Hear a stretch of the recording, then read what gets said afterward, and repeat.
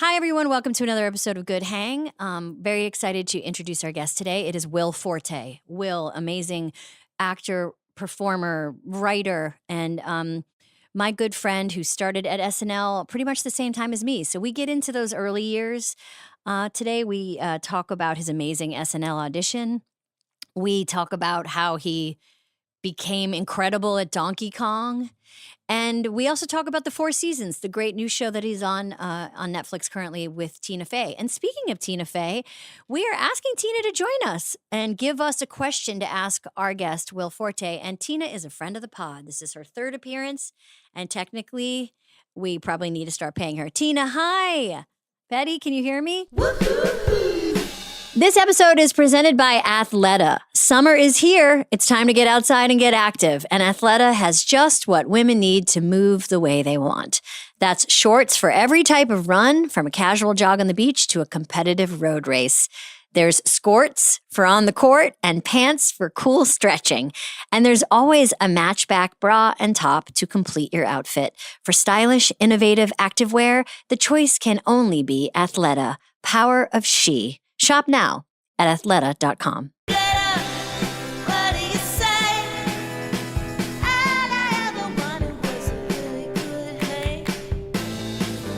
Oh, who are we looking at? That's Teddy. Teddy. Oh my gosh, Teddy just responded to her, his name, Teddy? Hi, Teddy. Teddy?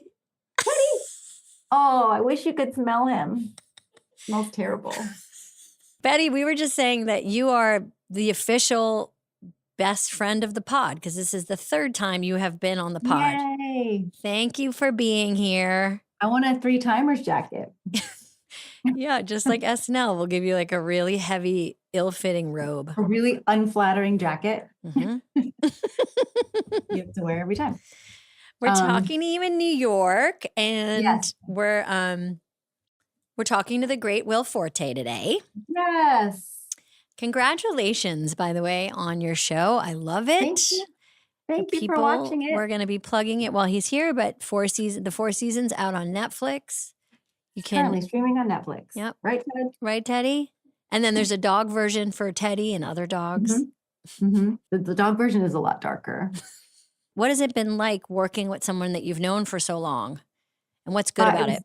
It was so easy to work with Will. And we said, like, when you work with people at SNL, you just know them by osmosis because you just stay up all night with them so many times. You eat like a cold meatball off the table next to them, even if you're not working directly together that much. Because Will and I didn't really write together, or like I don't think I've never had dinner with like just Will, but it's just all osmosis. And so I just was very comfortable with him. I feel like we had a shorthand. I feel like I was never worried that he would be mad at me or not like me, Yeah. just easy. Yeah. And I knew he is a super hard worker because he is the hardest worker. Like he'll work himself to death. I just found out today that he did 20,000 steps a day, every day for the year 2024. 20,000, yeah, at least. And he would wear it almost like a court ankle bracelet. He would wear it under his costume when we were filming, and he would talk about how I got 20,000 steps, and he would like get up at 5 o'clock in the morning before he came to the shoot to get the first 10,000. Yeah. He also, one thing I learned about him is and I know his family and friends do love him, so I don't know why he is this way, but I feel like he is so responsive to any words of praise. If you say like, "Will, you did a great job in that," he's like a plant that nobody watered for a week. He's like, "Thank you so much." Like, he's so grateful. Like, I know your wife is nice to you, but he just really, I think his love language is words of affirmation. Oh, that's so good to know. Telling him he's doing a great job on the podcast and watch his face light up. He's going to light up. It's so true because, and it's so easy to talk about how great he is because he is so, not only is he so funny and a great writer and a really nice person, but he could have been in another world like a finance bro, or a jock. So interesting, Amy, because that was the main question I thought to ask him is Ooh. I would like to know if he had not ended up in comedy, because I know anecdotally from talking to him that he had a lot of weird jobs. He was like, and he had like, it's almost like he's immortal because he describes chunks of his life. I'm like, that's too many chunks. Like, what do you mean that one time you went up to Alaska and were a salmon fisherman? Like, what do you mean? So he's had all kinds of jobs. And I wonder if he had not ended up a comedy writer and then a performer, what would he have been? Mm-hmm. What would have become of him? Great Well, I think, question. if in another era, if he had lived in another era, I feel like he would have been a really popular 70s game show host who then like killed a bunch of nurses.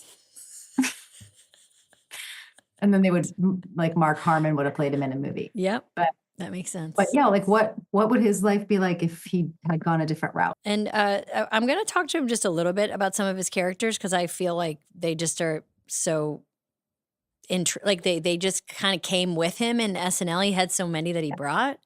But Yeah. do you remember his audition?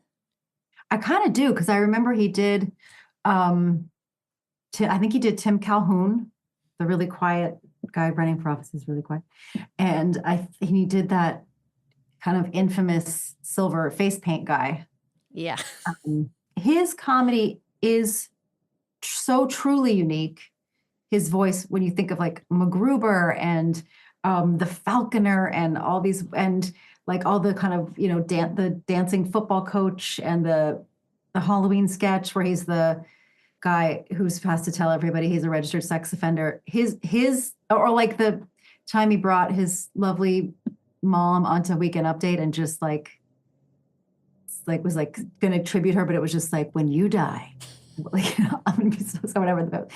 He has such a weird sense of humor. I wonder what comedy things shaped him because I don't think it's the same stuff as everybody else, but what combination of comedy viewing and real life childhood trauma made his comedy this. There's like a mischievous streak in him. Yes. I felt it a little bit in some of the scenes when you guys were throwing stuff at each other. Oh yeah. Like there was a little bit, I was like, that is a little Forte. Yes. He hits me with a cup and yes. And I look genuinely really mad. But also he was like the obedient part of him was like so happy that he hit me with the cup on the first try. He likes anything that's close to sports. All right. Thank you, Betty, for this time. Love Thank you. you. See you soon. Bye. Bye.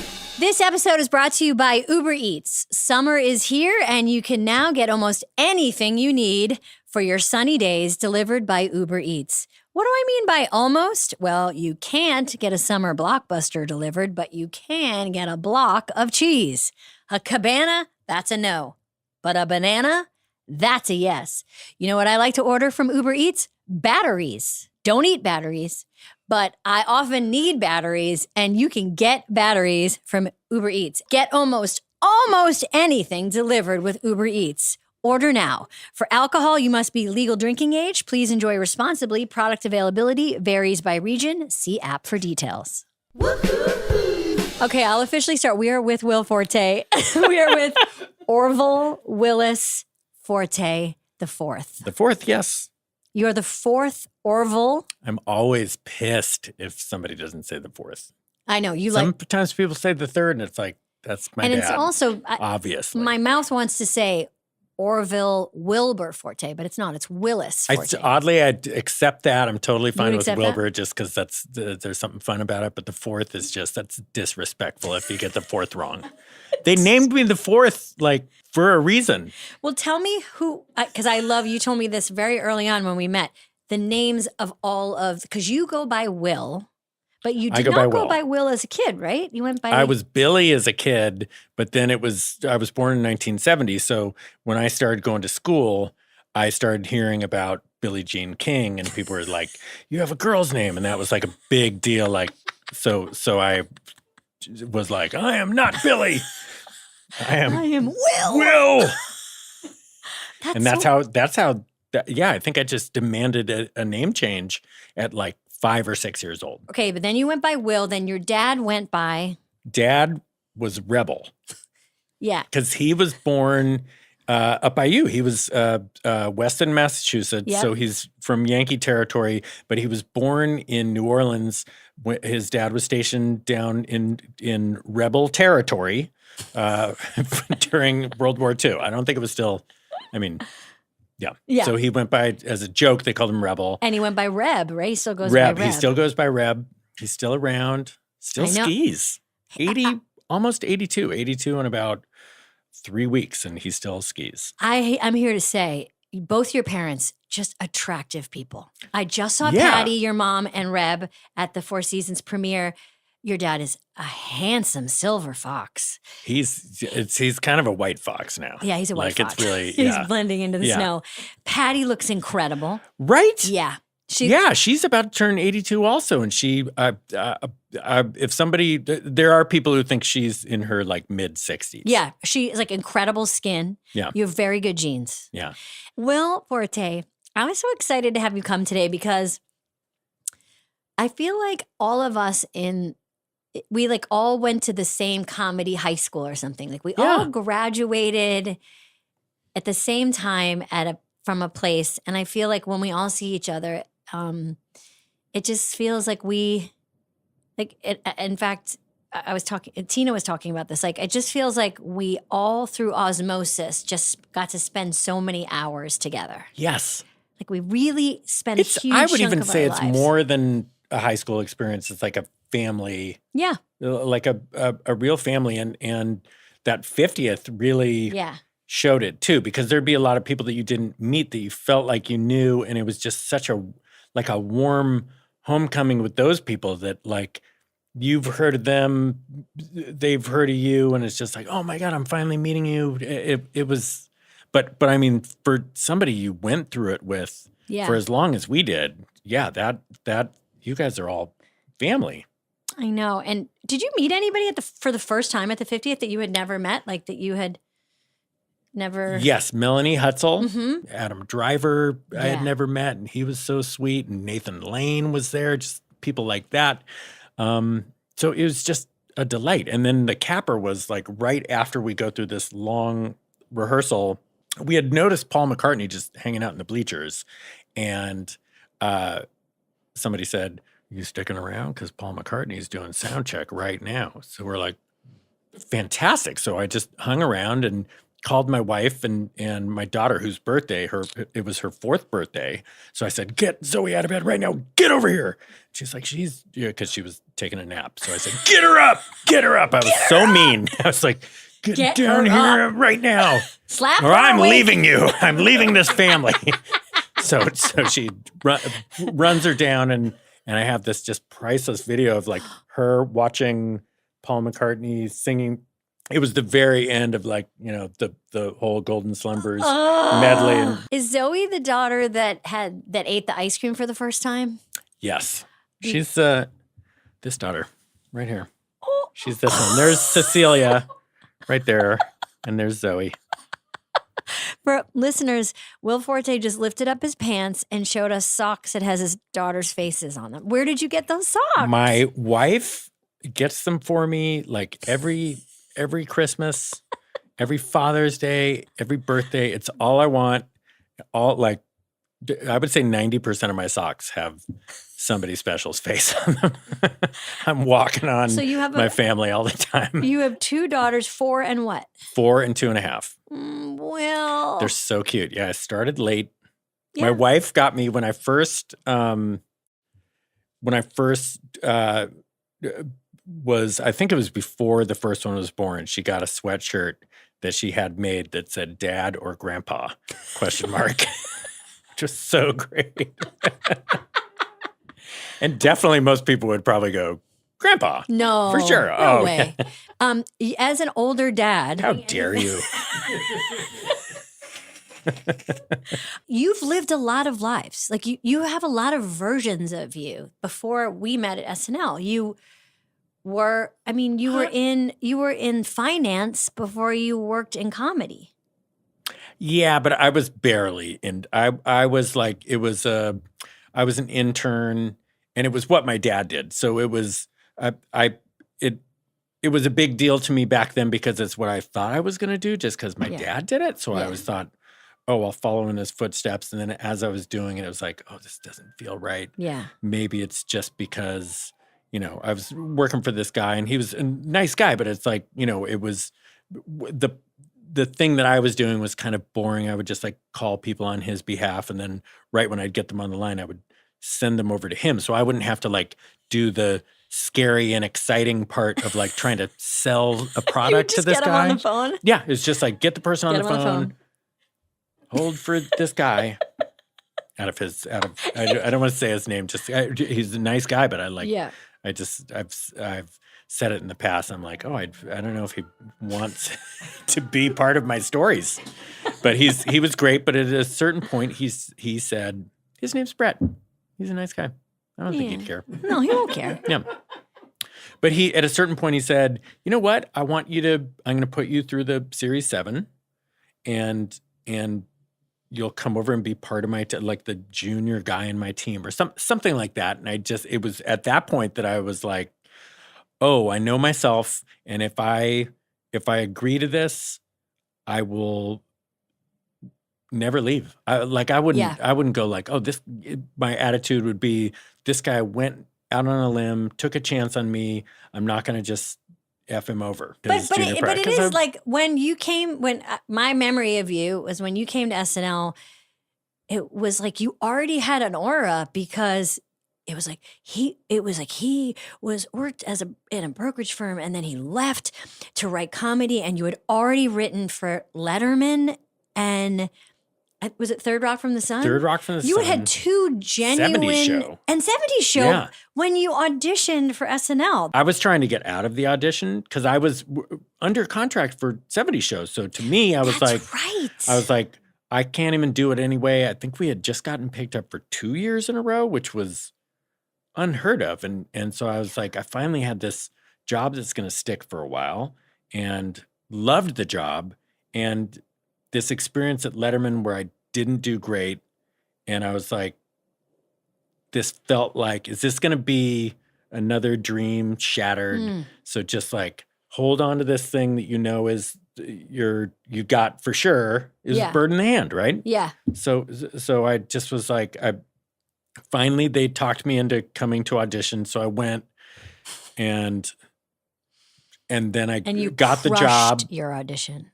Your audition was so funny, Will. Really?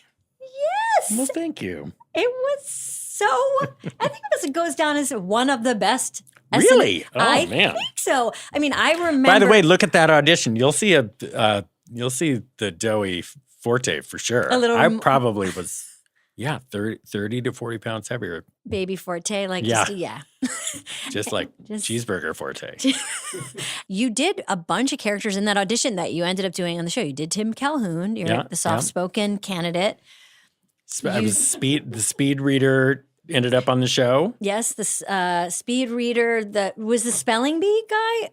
Spelling bee guy was kind of just Tim Calhoun in a different setup. That's true. But did you do those any impressions? Were the two. I did. I was not. I mean, my impressions. Me too. They're so bad. I can do Kermit the Frog. That's I think it. Did you I do did Kermit? Michael McDonald, which is like I did the things everybody could do, and I did Martin Sheen, but I said like it like a West Wing Martin Sheen or an Apocalypse Now Martin Sheen. It was just like an old person voice, kind of, or like I mean, he was no disrespect, but just like for me at the time, I was 32, and like I just kind of said, "Hi, I'm Martin Sheen," and what I said, I've had kind of a cold lately, so if this doesn't sound like me, it's because of the cold. But if it does sound like me, then I guess the cold is gone, or something like that. Oh my God, that's so good. And then you did the amazing character that did end up on SNL once, which is the silver-faced. Oh, we did it at dress rehearsal, but it didn't make the show? It didn't make the show, but I was so thankful that it didn't because. Can you just tell people about that though, for people that don't know? Because it is legendary that you did it in the audition. It was something I used to do at the Groundlings, and it was a Goldman. Excuse me, not silver. It was gold. No. It's totally fine. I'm so sorry. I'm so sorry. No. Everyone always says Silverman when they. I think there are more people out on the streets that are silver than gold because it's just less expensive. Yeah, right. Exactly. Anyway, so it's one of those guys who's dressed all in silver. Or Oh my God! you got me. No, I'm so sorry. Dressed all in gold, frozen, and then if you put money in his thing, he moves around like a robot and then freezes until somebody puts more money in. So I did this sketch where it was it had a thing that said "dollars make me move." So a robber comes up. Yeah. This was at the Groundlings. It was Jim Rash, and Jim Rash comes up and takes the money out, and I can't move because he's not putting money in. So I'm just stuck there until somebody else finally comes back and puts $1 in, and then I try to find this guy, and I'm like, okay, in a he's very nowhere robot to be way. seen. Yeah, In a very so then robot-y I way. sadly go back up onto my perch, and then somebody else, Jeremy Rowley, comes up. He's a kid with Kevin Ruff.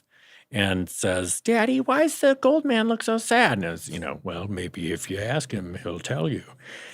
Or maybe if you put $1 in, he'll tell you. Maybe if you put $2 in, he'll tell you in song. And so then I do this song, and that's what I did for the. And can you tell everyone what the song was? was? And I tried to do what I just told you in. I tried to do that in 15 seconds. Yeah. I don't think I did it, but it was like. And so there's this guy. So do you know? So what was the song though? It's an incredible song. So this is the. Yeah. So I just set it up. I almost retold the setup again. So keep in mind. Okay. So here we are. Just because I'm a man made of gold. So also, just so you know, before I do this, so he said he puts in the $2. The kid puts in the $2, and then a bunch of people start gathering around. Maya Rudolph being one of them. Just because I'm a man made of gold doesn't mean I'm made out of money. But the calling I found is to give people pleasure through incredibly precise robotic movement. That's why I come out to the streets to help me make ends meet. And I work real hard to fill up that jar. But then a bad apple ruins the barrel. Heart of gold, 24 karat. But through all the pain, I grin and I bear it. Heart of gold. But I'm living a golden dream. 'Cause any way you slice it, we're all on the same team. Come on now, everybody. And everybody starts singing along. Heart of gold, 24 karat. But through all the pain, I grin and I bear it. And the mic goes, he grins and he bears it. Heart of gold. But it don't make me no saint. 'Cause I got a little secret. I suck cock for my face pain. Come on, say it with me, everybody. Come on. Heart of gold. I suck cock for my face pain. I suck cock for my face pain. Cock. Face pain. I suck cock for my face pain. I suck that cock for my face pain. Face pain. Cock. Face pain. Face pain. Cock and face pain. Cock, cock, cock, cock, cock, cock, face pain. Cock, cock, face pain, face pain, cock, cock, face pain, cock, cock, cock, cock, face pain, cock, cock, face pain, cock, face pain, cock, cock. Together at last in a heavenly union. Cock, cock, cock, cock, cock, cock. And then just kind of go out. And at this point, everybody's left. And then I'm just gone. Together at last in a heavenly union. Yeah. So I did that a bunch at the Groundlings. And you did it for your SNL audition. And I did it for my SNL audition. I remember walking out. Lauren was there and just kind of didn't do when I said, and I didn't know what to say, so I just said, sorry about all the cocks. And then left, and I got the job. I I can remember the reaction to that and how hard people were laughing on a notoriously like cold room. Like that room is very people were dying laughing. That's really nice to hear because like, I mean, you don't remember that? No, because you're so focused on it and especially if you're singing, if you're doing anything loud, you can't really hear something until there's quiet. And this is just like constant noise. And I might have even had my music. Yeah. Yes. Like there's this guy, Teddy Zambetti. Thank you, Teddy. Who was the musical director at the Groundlings at the time I did that, gave me this tape of the music so I could do it to the music. And together. Yeah, so I didn't know. I didn't, you walk out of there, you just have no idea how you did. And then I actually, at some point, I went up to Lauren's office. Because I think also like because I had been such a little pain in the ass about even going out to audition, I think he was like, are you going to take this job, if I give it to you kind of thing? Well, it was the weirdest thing because I went in there and I was like, I think he was basically saying, you have the job. But right, but he doesn't like to actually tell anybody. He notoriously doesn't ever like hire or fire anybody. He's very enigmatic about it. He's just like, said something and when like, you start, like that kind of thing. When one works here. Yeah, I remember with him, he was like, and there'll be a time when you're here and people will be, and I was like, did I get hired? Yeah. Yeah, like skipping the part where it's like, so let me be clear, you've got the job. Yes. And moving on to like. In your first year, you're going to find, and you're like, my first year here? Yeah. But to me, I fill in the blanks of the first part that he glides over as like, you're very much on the fence, probably not going to get this job. But if you were lucky enough, if I, somehow make a bad decision and hire you, in your first year, you would, and then that stuff. Right. You got the job and then you had to go back and you had to turn down like a secure job. Well, if you remember this. Did you do double dip? No, I went back there and I was like, I'm not going to leave 70 Show. That's right.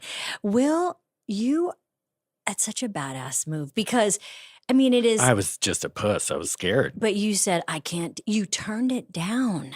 I did. You said, I can't do it because I have other obligations. And just like a lady who doesn't answer her texts, SNL was like, I've never been more attracted to you. It was like double down. Everyone was like, what? And everyone's like, oh, what a punk rock move. And like, little do they know, I'm like, yeah. And I'm like, oh, thank God I didn't have to go because I know I would have failed. And I was just like, it was funny. Totally a decision based in fear. And thank God at the end of that situation, at the end of the year where I wrote at 70 Show, and it was great, but I thought about it all the time, like, oh, I should have done it. I should have done it. And thank God Lauren came back. I remember Spivey calling me up and saying, we went to somebody's wedding. That was it. We were at a wedding and Spivey and Maya were both there. And so they were, we talked about it a little bit and I said, yeah, I kind of regret not doing it. I really regret not doing it. And so they came back, Lauren came back and said, would you want to come audition again? And so I said yes. And then Mark Brazil, the guy who was my boss at 70 Show, said, you gotta go do this. Do this, and you have a job here if it's nice. if it doesn't work out, just come right back here. When you got on the show, did you ever feel secure, safe, or did you always feel like you had to hustle every week for your stuff? Like, did you ever have a moment where you relaxed? I started relaxing like year 7, maybe. Yeah. It was my first year. Everyone's terrified, right? I mean, you were just like, you seemed like you were a pretty instant sensation. But it was tough because like a bunch of, it was a lot of like white dudes. And so you had like, it was 2001 and a lot of white dudes. It was a huge cast. It was like 17 people. Yeah. And so you're trying to get your stuff on, right? Yeah. And you're trying to get noticed. And then I got somehow the George Bush role. So it's like, we talked earlier, like, I don't do impersonations. And like, it was a match not made in heaven. Yeah, you didn't like that. I mean, listen, Will Ferrell was George Bush. He was George W. Bush. He was so good at it. It was, I mean, I've said this before, but anybody replacing, it's like trying to replace the church lady, trying to have somebody else do that, or like, you just, he made it such his own thing that like, they should have just retired it. But of course you can't retire the sitting president on SNL. You have to have, somebody has to be doing it. And I had to be that guy. So it was like, I was kind of a letdown for a year as Bush. It is interesting to watch and pay attention to how impersonations get passed around, and sometimes they hit, sometimes they don't. And yeah, you have a job to do, so you have to do it. But it is, I know. And then as I feel you the same way, like it didn't take me until later on where I started to feel relaxed. But when you started to feel relaxed, like I feel like all of your the story that led to kind of relaxing is after the third. Sorry to cut you off. No, please. But I think this was after my third season there, or it might have been after the second season. There was this big period where they were like, rightly saying something's a little off with this show. Let's figure it out. Put a bunch of us on hold. I think you might have been one of the only people who wasn't put on hold for like, they just like picked you up. But like 10 of us, just a bunch of us had our, there's a time for people who don't know, there's a time in like July where they are contractually obligated to tell you if you're getting picked up for the next season. And then sometimes they will make a request to have 3 extra weeks. And they did that with a bunch of people. And that's always scary. And then I got to the end of that 3 weeks. A lot of people had gotten picked up and they asked for, this was Friday. They said, can we tell you Monday? Oh. And I'm like, what am I going to say? So I'm like, sure. Oh. Then on Monday, they said, we're not going to be able to tell you till Wednesday. Oh. And then that went on, jumping to every 2 days for 3 more weeks. 3 more weeks. And I was the very last person who got asked back. Everybody else, I don't even think they cut anybody that year. They just tortured everybody. But then what happened was eventually Lauren called me up. And it actually was a good thing because he said, here's your deal. You still have a writer mindset. When you write your own things, you commit to them fully and you're really good about that. But then when other people write things, you get timid and in my head, I'm like, oh, you freaking you're so stupid. Of course that's not happening. And of course he was 100% right. I was like, true. I would remember back to at 70s show, if I'd write something and somebody's like, or just any job, you write something and you're like, no, that's, nope, that's not how it's meant to be said. And it's like, so in my head, when I'm doing these sketches that other people have written, it's like, I could hear them going like, oh, he's blowing it. He's not doing that. Oh, interesting. So the timidity came not from like you not caring or not trying, but it was like you were afraid that they were thinking this isn't right. I wanted to do it exactly how they wanted it, but didn't know how they wanted it. And so I was kind of timid. And he's like, you just got to take weird. ownership over the sketch. Big and weird in your stuff. And it was like, it really like, it could have gone either way. It could have been, I could have just like receded into the shell and melted down. And for some reason it became this thing of like, oh, it's all gravy from here. I could have just been fired. I wasn't fired. Yeah. And so like, I got to give it to Lauren. He was totally right. And really somehow, it was kind of a master stroke of genius. That is a really good feedback and good note. So but then it still probably took another 2 years before I was like feeling Do you remember safe. that we sat next to each other at the read-through table? You and I were next to each other. Do you remember when we had the guy come for the sexual harassment? I certainly do. Do you remember what we were doing during it? I mean, I think it was like drawing pictures of dicks or something. I Yes. assume it's something. I mean, So my we memory were, again is we bad. were consensually and appropriately just with each other, I believe, drawing pictures of penises and giving them back and forth to each other. And then I accidentally handed that sheet of paper to the very nice man who had just done the entire seminar because I thought it was the sign-in sheet. Do you know this part? And I forgot that part. handed it, and he was like, "What's this?" And I said, "Oh, that's the wrong. Sir, that's the wrong paper." But moving forward, I mean, look, there are so many things that I look That's back now and I go like, same. you think, oh, it's all about getting the laugh. It's Agree, and I feel that's what that's the part about getting older and being in comedy is you have to like figure out like, oh, it's like everything has an expiration date. I mean, there's like even on the 50th when they said like, here's all they had that segment of which was like, here's all the ways we got things wrong, and they showed way inappropriate casting for people. You know, we all played people that we should not have played. Oh my God. I misappropriated. Yes. I appropriated. I didn't know. I did know. Like, it's very real.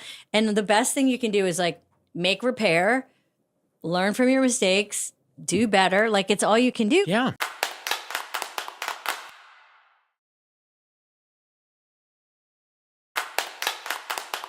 Okay, so 4 seasons. Congratulations. Thank you. It's so great. Thank you. I watched the whole thing. Tina and I were on tour when it premiered.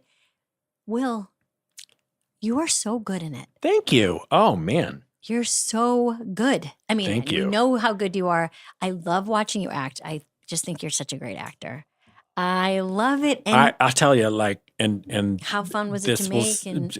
This will sound like avoiding a compliment, but I really mean it. Like, the way those guys write makes you look like such a good actor. It's like their writing is so good. Yeah. It just like and that goes for all Tina shows. Like, you know, 30 Rock, getting to do the character I got to play in 30 Rock, the Paul Lasname. It just like it's the stuff that I got to say was just a gift every single time. And it's like anybody could have done that. It really is like such good You and writing. Tina had such a flow and you were really sweet together and we really bought you as a couple. And I just loved seeing you also play because you have the capacity to play such really like, you know, deeply funny, original, and eccentric characters. You've played a lot of eccentric characters. And I loved seeing you play this kind of person because he's very close to how I perceive you, Will. Like, a lot of similarities, I think. Yeah. So I talked to Tina before this. You know, we like to talk about people behind their back. Ooh. In a good way, and ask people what I should ask you. And so I talked to Tina before you came on, and she had a couple good questions for you. One was, which I think we may have already covered, but like if you weren't a comedy writer, like you've had a lot of different like versions of you. Yeah. Do you see a parallel world? If you were never a comedy actor and writer, what would you have been?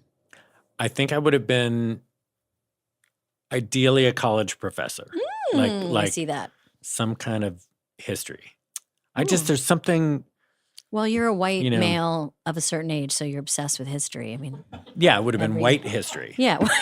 I love walking around campuses. That makes me sound a little bit like a creep, a little bit. I love walking around campuses, seeing those young people. And then comedy viewing. Oh, I wrote down her question, which was like, when you were growing up, who did you see and you thought, oh, like who are your influences basically? I would say number 1 was Steve Martin. Peter Sellers was another big one. Every SNL. Yeah. David Letterman. Those are the 4. Yeah. But I mean, you know, Monty Python, SCTV, so much stuff, but like Steve Martin definitely my number one. Yeah, always. Steve Martin for our generation, because we're about the same age, it was like so big. Did you watch that documentary? That doc. I somehow haven't. Oh my, it's so good. That's Morgan what I Neville. hear. It's so good, and Yeah. it's really moving because it feels like, in the same way that the SNL 50th felt like our entire life. You know, it started when we were 3. That show. Yeah. Steve was like the big star when we were little kids, and like he just spans our life too. Yeah, I He's mean, so all those stand-up albums Yeah. and yeah. but Just The Jerk. I mean, The Jerk. It The was Jerk. for me. It all started. But then, and there are still things that I stumble onto that I, had never seen. Like somehow I had never seen the Great Flydini. oh yeah. Have you seen? But there are, I'm sure I'm leaving out a million things. Was a huge fan of Cheers, and that's Love like, Cheers. Cheers was in Boston, which was such a big deal growing up. Like, yeah. even though not one person had an authentic Boston accent in that show, but including Cliff. It was not an authentic accent, but that was such a big deal. Like Cheers Yeah. felt like, oh, this was like a show for us or something. Yeah. But I loved Cheers. Yeah. So Oh, yeah. good. I mean, The still, pilot of Cheers and one of the best pilots ever. yeah. And I look back now every once in a while. I'll go back and watch them, and it's still so amazing. Like the storytelling is so good. Those writers I are know. just cream of the crop. And what are you watching today? Looking at, listening to, reading? What do you like? How do you check out? How do you zone out? Like, how do you get yourself happy or laugh? Like, where do you go? What do you watch? I play a lot of Sudoku. For some reason, I have a bunch of things Do you like know I've never checklists. played Sudoku? I used to be. I'm still a big crossword. I do the New York Times crossword puzzle, but usually I'll just wait till Saturday to do Saturday and Sunday. Saturday's hard. I know. I would just want to jump to that. I know it's a Dang. humble brag, but I love it. It's a learned skill. But it's and like and people don't know that you had like one of the highest scores ever in Donkey Kong. that's true. That's true. Which is that's Right? a big That's true. factor in measuring somebody's brain capacity. But what was Yeah. your score and how did you get it? It was very high, and Where was no, it? this Where was it measured? okay. So I was down in.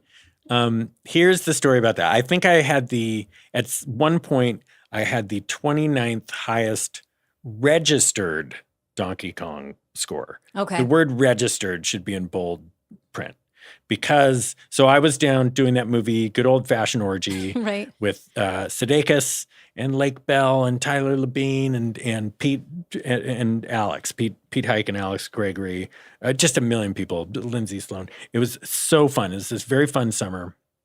And I was the person in this movie. It's a group of friends who are going to all have an orgy. And I was the friend. Me and Lucy Punch played the couple that they didn't want to be at the orgy.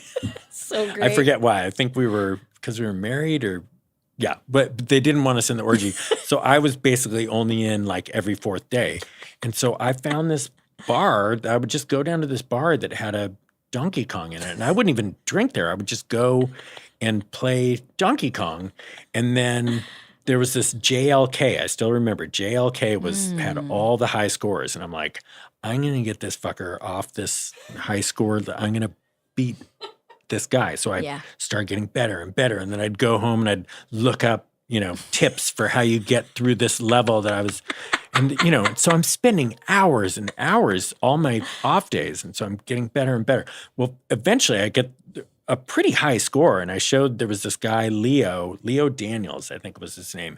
And he was, you remember King of Kong? Yes, of course, that movie. So, well, he was like, I think he was the record holder for Defender. Or there were a couple different games that he was big in that scene, but he was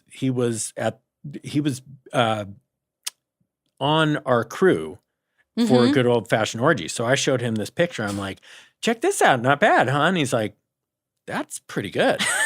And I'm like, oh, really? And he said, yeah. That's pretty good. By the way, it was higher than JLK. So he sent it to that guy, Walter, who was if you've seen King of Kong, I forget Walter's last name, but he was the guy who would watch the videotapes. And I didn't videotape it, but he just, I think he made a special SNL. And he said, I'm going to put you in the books. So he registered it. Holy moly. But that's the thing. There are probably a million people who have higher scores, but like who's going to register their Donkey Kong score? If you're going for a high Donkey Kong score, you're going to register it. Sure, but I was just like having fun. This was my own, I was establishing my own levels that I wanted to get to. Sudoku, I didn't do it for the glory. And what about what makes you laugh? What are you like laughing at these days? The kids. I mean, they're so freaking funny. Okay, there's a video that I saw of your daughter eating ice cream for the first time.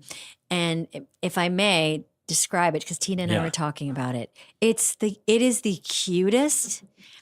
We were saying it's such precious IP. You could sell it and then do an animated series off of it. It is.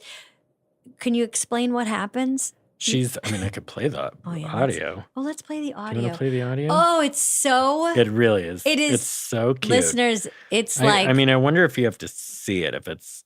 But is she having ice cream for the first time? No, she's had ice cream before, but it's freezing. So what you can't see is like she is pounding this ice cream. And she's like shivering and shaking, and then, but she keeps going, and then she keeps getting we know that she comes from an ice cream family because you love ice cream. Yes. Here, I'll show it to you so you can see it. Okay. You're shivering. Yeah. You're not cold? No, Then why are you shivering? because if my legs are bumpy. Because of my legs are bumpy. What? Your legs are bumpy? She's deeply shivering and eating ice cream.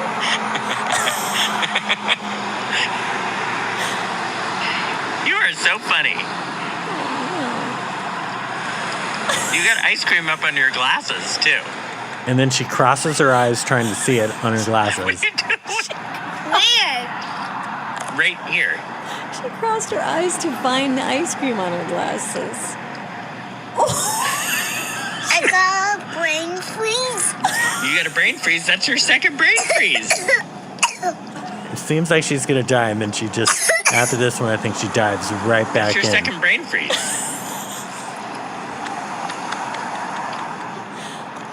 So that's basically that's so cute. it helps so to see the visuals, because when you say like she had like ice cream up here, it's like, you have ice cream on your glasses or whatever. And she goes, Little kids with glasses are so cute. well, you would love both my kids then, because Little they glasses? have shitty eyesight. Little They glasses. both have so cute. One has little pink glasses and one has purple. That's one of the They're things I so do to cute. it's so cute. One of my go-to comfort watches is I watch videos of little kids getting glasses for the first time. That is I the love best. it. Or kids who some have like Yes, cochlear the implants. cochlear implants, and they hear their mom. Soldiers coming home and surprising their kids at school. Absolutely, they're all in the same category. Tears. Dogs being Seeing away their from owner- elephants. military. Yeah, Who used to be trained by a guy, and then they run back to the guy and they hug the guy. yeah. Any reuniting, and any when you see a little baby that's just kind of like not focusing, and then they put those little glasses on them, and the baby sees their mom, and then they smile, forget it. Yeah. I love those videos. It's so good. And then because of the rule of threes, and because I too often have to circle back and close the loop, I feel like on behalf of one of my producers, Jack here, I need to ask you about this particular sketch. Will, you are one of the people that when I say like I'm going to have you on, every person I know, but a lot of men I know, you're their favorite. And also they want to talk about their favorite sketches that you've done. Like they want That's me to nice. mention it. And the one that Jack wants me to mention, Jack, I feel like, right? I just feel like we can't end without it. Okay. Because is Clancy, bought a glass of beer. Okay. So can you just tell us, for those people that don't know, that sketch. Can you just? Well, first of all, it's jar of beer. I'm so sorry. I forgive you. What did I Oh my say? God, I would What be. did I say? Glass? You said glass of beer. Jar of beer. How could I? You only say it It's a 10 glass times. jar. It's a glass jar. I mean, we don't. It's glass parentheses unspoken, but like So sorry. So can you just tell us how that sketch came about? And This- for people that don't know, so we. how do you even explain it? This was me and Wig and John Solomon wrote a sketch that was like a Thanksgiving sketch. It was just people singing. Yeah, I forget the tune, but it was like, guess who's coming to, Thanksgiving dinner this year? And then it was just a bunch of weird names like Pessamelia Giltweeshna, Fruge Freem, Jibble, Betsy People Poof, and all these weird things. And it did not make it. It was like fun, but it made it to dress rehearsal, I think. Yeah. The next time we went in, we figured out the thing of like, oh, we'll sing about toddlers, Model T car. I think it just started out. The first song we wrote, it was going to be a bunch of different songs. And you just picked then those words? We picked those things. And we're like, what if every single one has those things? And then it became about that. But then the first time we put it up at a table read, it was like existing songs. So it was like, Highway to the Toddler Zone. I remember that. Gonna, drink a jar of beer in a spaceship in the toddler zone. And then just, jam. And so it was probably 10 different songs that would have been the most expensive sketch of all time. So they said, get out of our face with that. So we were like, oh, let's do that because we love the concept of the weird thing. So we just wrote original songs and that was kind of how we did it. And it was Jackie and Clancy. Jackie Snad and Clancy T. Jackie Backlerat. That's right. Yeah. And you guys just sang songs. And About toddlers, jars of beer, spaceships, and Model T cars. Oh, toddler, did you hear when I whispered in your ear about the spaceship that was parked in your yard?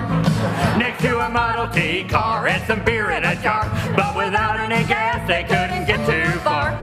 That was one of the most fun to ever get to do. I remember watching that. I remember you doing it at the table. And, like I said, you were next to me, so it was really loud. Always. I'm sorry. No, it was incredible. And you and Wig did so many funny things together. You're such a, you're just so great together. I mean, and Kristen's a genius. So, yeah. But, yeah. But that one was felt particularly fun because just like how you said, it kind of felt like both of you felt like you were in your senioritis. It was very loose and stupid and fun that you can only get to if you've been on the show for a while. You just, I don't know, you have to kind of earn it and get there. And that felt like that kind of sketch. It definitely was a really, they would always say you'd put stuff up and it would seem to go well at the table and it wouldn't get picked. And they'd say just wait, when you're there for long enough, those things will start getting picked. And they were. It was right. It was right. Certainly there were still a couple times when you're like, hey, I want, I deserve the old senior. And it was never I never went in thinking hey, I deserve this because I'm a senior. I wouldn't worked very hard. I would never want something that I thought sucked to No get way. on. I was a part of a lot of things that sucked, by the way, that I, probably liked myself. But to me, it was if something went well at the table read, it deserved, when you're in your 7th year, you deserve a shot. Yep. And sometimes, by the way, sometimes there'd be shows that were chock full of good stuff. Yeah. And so I understand it with that. But then every once in a while, I'd be like, okay, that thing made it in. Oh, yeah. This, yeah. I mean, that was a lot of it, which is okay, they're doing another one of those. Okay. Yeah. But that sketch from beginning to end is and remains everybody's favorite. And so to end our podcast today, will you? Oh, can I tell one, Yes. Tina? We did so much press, and I can't believe this never came up. Ooh. But Tina, in the making of the 4 seasons, we all had what's called 2 bangers. Yeah. two-banger trailers. So basically, there'd be a trailer with a wall in the middle, and the toilets would be up against the wall. And so so I wanted to be very extra respectful. You're like very I wanted respectful. her to know that, like, I don't even know. I just want, at some point I'm like, I just want you to know I'm never in there trying to listen to, what's going on. If I hear that you even come close to that bathroom, I'm But going. this is an example where I know your intention is good, but you're bringing something up that no one would think. Like, no one would think that you're. Everyone's thinking it. You kidding? Everyone's thinking it. It's so quiet in there. I can like hear if she like starts writing a letter at the far end of the trailer. It's like, oh, she's writing a letter. It's like, oh, it's a blue envelope. Yeah, you can hear everything. So you said, just so you know, I'm not trying to listen to you just go to the like, bathroom. I just want you to feel comfortable. Like, Yeah. if you ever go in there, I go in, I put on some music, Yeah. and the door's shut. Sweet. I'm just not in there, and so it became this joke thing, and then we had a system where if we ever heard Iron Maiden, that was like, clear out of here, damage is being done. I can't believe that never came up. We just Oh my like God, that's did so a full good. press junket, all did We're talk saying it shows, here. and We're it's like saying it that here. was like That's Yeah. actually like that loving care is actually what like a real marriage is like. Like what Yeah. you're just talking about, like how you and Tina are like keeping each other's boundaries and it's, also I'll tell you, that was a really nice thing because like to get to go through that experience, forget about it with like the honor of getting to play Tina's husband, like Yeah. what a professionally, what a thrill. yeah. But personally, to get to have that experience, we're hanging out so much, and like she was, got to hang with my family, Yeah. and it was very special That's to awesome. go through that with her. Yeah, it's So, awesome. I loved it. Thank you. All right, but can you sing the glass oh my God, I did it again. Can you sing the jar of beer? Do you remember the jar of beer song? Oh, Clancy, can you take me down to spaceship camp? Does a toddler have a boiling frying egg up with a frying pan? So hop in my Model T car. Oh, look, a spaceship. A toddler in a Model T car. Spaceship camp. I forgot. I mean, that was butchering it, but it was like, I just remember good also, it was memory. like, spaceship camp. Oh my God. Oh, well, I love you. You're so I great. love you. Thank you so much for doing this. And It is so it's just fun. so nice It's, to spend time together. It's kind of like we've I been barely saying see it. you anymore. I We never should get to see we should hang out more. I would love that. Yeah. I would love that. I Yeah. love every time I get to see you. And Same like here. that's been the best thing about this is like get to spend like an hour and a half Freaking- talking while people watch. Yeah. Thank you, buddy. Thank you. Thank you so much, Will. Love you. And you're just so hilarious always, and love talking to you today. And, Will talked about Donkey Kong, and a great documentary about Donkey Kong is called King of Kong. And I just wanted to say in the Polar Plunge, check out King of Kong. It came out maybe almost 20 years ago, but it's a documentary directed by Seth Gordon, a great director who went on to direct movies like Horrible Bosses and Identity Thief. And he actually directed a few episodes of Parks and Recreation in the early days. And it is just this incredible tale of men and their love of a particular game. So check it out. Check out Four Seasons and check out this podcast. See you soon. Bye. You've been listening to Good Hang. The executive producers for this show are Bill Simmons, Jenna Weiss-Berman, and me, Amy Poehler. The show is produced by The Ringer and Paperkite. For The Ringer, production by Jack Wilson, Kat Spillane, Kaya McMullen, and Alea Zanaris. For Paperkite, production by Sam Green, Joel Lovell, and Jenna Weiss-Berman. Original music by Amy Miles.